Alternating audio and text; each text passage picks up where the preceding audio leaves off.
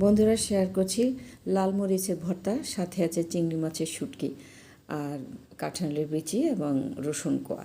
তো চিংড়ি মাছগুলো ধুয়ে আগে থেকে রেডি করেছিলাম। কড়াইতে সামান্য একটু তেল দিয়ে আমি চিংড়ি মাছের শুটকিগুলো দিয়ে দিলাম, সাথে দিয়ে দিলাম রসুন কোয়া আর কাঁঠালের বিচি দিয়ে নেড়ে চেড়ে আমি এখানে ঢাকা দিয়ে দিয়েছি। একটুখানি কাঁঠালের বিচিগুলো তো সিদ্ধ হতে হবে। তো আমি যখন এটা একদম ভাজা ভাজা হয়ে গেছে, সেদ্ধ হয়ে গেছে, নামিয়ে নিয়েছি। পাটায় এখন বেটে নিচ্ছি লাল মরিচগুলো লবণ দিয়ে।